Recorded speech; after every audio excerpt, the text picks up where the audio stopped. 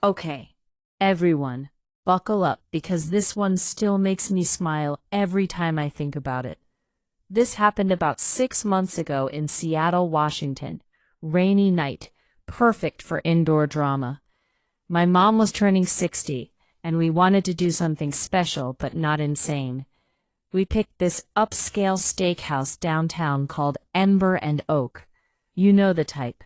Dim lights, leather booths, steaks that cost more than my weekly grocery bill, but the food is worth it for a milestone.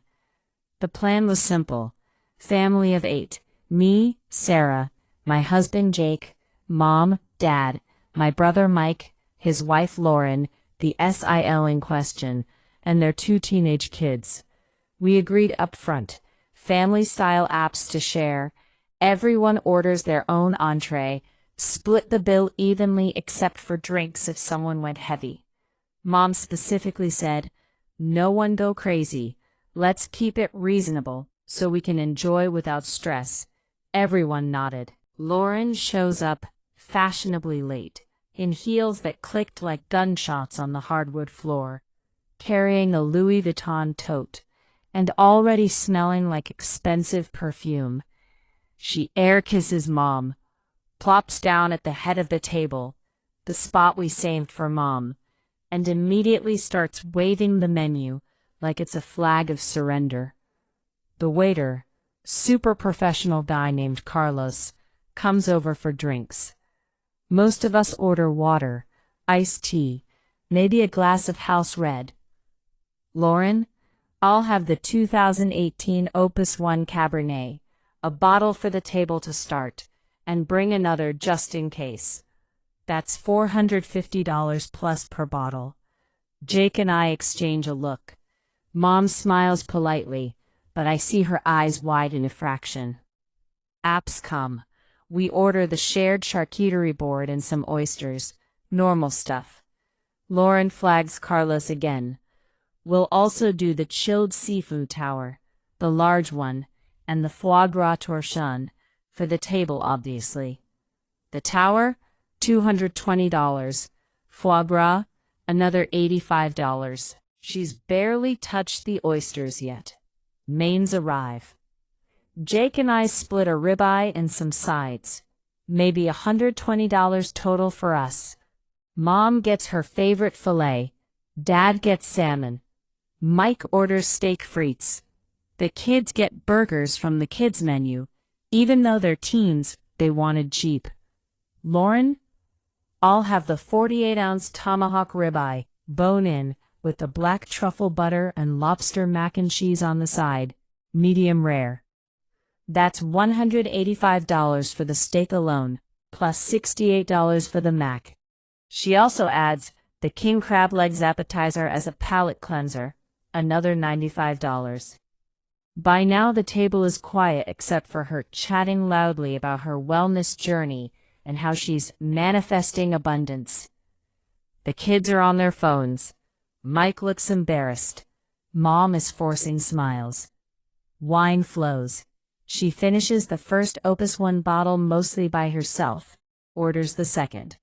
Then a third because we're celebrating. That's over $1,350 in wine alone. She pours generously for everyone, but most of us are sipping slowly or not at all. Dessert time. Carlos brings menus. Lauren doesn't even look. We'll do the chocolate soufflé flight, the creme brulee trio, the molten lava cake with gold leaf, and the cheese plate. For the table, another $180 plus. I do the math in my head while pretending to check my phone. Apps and shared stuff, about $600. Her personal orders, steak $185, mac $68, crab $95, foie $85, plus her share of wine. Easily $800 plus just for her.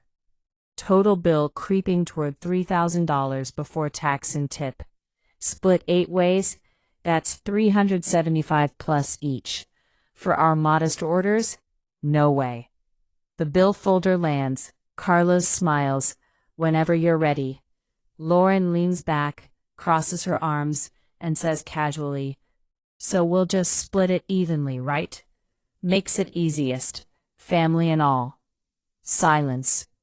Mom looks at me. I take a slow breath, smile sweetly at Carlos, and say the words that changed everything. "Actually, Carlos, can we please do separate checks tonight? Thank you so much." The table freezes like someone hit pause. Lauren's face goes from smug to confused in .2 seconds. "Wait, what? Separate checks? We don't do that." I keep my voice calm, almost cheerful. "Oh, we do tonight. Everyone pays for what they ordered. Super fair, right? No stress." Carlos nods professionally. "Of course. I'll split by seat. Won't take long." Lauren's voice rises. "Sarah, come on. It's Mom's birthday. Don't be petty. Family splits." Mom speaks up quietly but firmly. "Lauren, honey, separate checks sounds perfect. I only had my filet and water. I'd rather pay my $68 than half your wine and crab legs I didn't touch." Mike chimes in. "Yeah, babe. Let's just do separate. The kids barely ate." Dad just shrugs, like I'm out of this one. Lauren's jaw drops. She looks around for backup. No one bites. Chad, wait, no boyfriend this time, just her alone, stares at her phone, like it's gonna save her. Carlos returns with individual folders. Mine and Jake's, $142 total. Steak share, apps bit, 1 glass wine each, tax, 20% tip. Mom's, $82. Dad's, $95. Mike's family, around $180 for 4. Burgers and fries mostly. Lauren's, he places it in front of her gently. She opens it. Her eyes scan, then widen, then narrow. $1,892.47. She laughs nervously. "This has to be a mistake. I didn't order that much." Carlos points politely. "Ma'am, the 3 Opus 1 bottles, the Tomahawk, Lobster Mac, King Crab, Foie Gras, Seafood Tower share, but mostly yours. Desserts. It's itemized." She flips pages. "But we were splitting. This is ridiculous." I sip my water. "We never agreed to split your extras. You ordered for the table, but ate most of it. Separate checks are standard when someone goes big." She turns to Mike. "Babe, pay half or something?" Mike sighs. "Lauren, I told you not to order 3 bottles. My card's not covering that." She looks at the kids.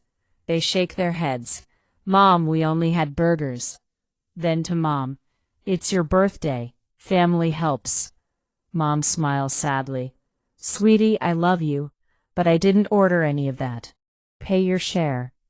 Lauren's face turns red.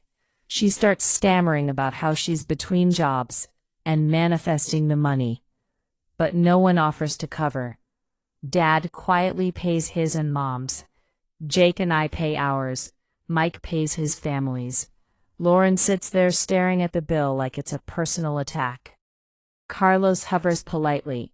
"Ma'am, whenever you're ready, we take all cards." She pulls out her phone.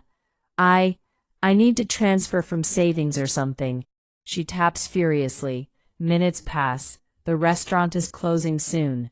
Finally, she swipes her card. It declines. Once, twice.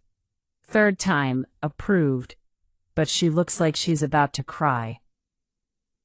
She stands up abruptly. "This is insane. You're all awful. Especially you, Sarah, ruining Mom's night." I stand too, kiss Mom on the cheek. "Happy 60th, Mom. Love you. Let's do brunch next time. Just us same ones." As we walk out, I hear her behind us whining to Carlos about comping something. He just says, "Sorry, ma'am. Policy." Later that night, group text blows up. "Lauren, you humiliated me in front of everyone. Hope you're happy." Me, "You humiliated yourself by assuming we'd subsidize your feast." Next time order what you can afford. Or manifest better. Mike texts privately. Thanks, she's been doing this for years. Tonight was the wake-up call. Mom texts me, proud of you, honey. Best gift ever, peace at dinner. Lauren didn't speak to us for 2 months.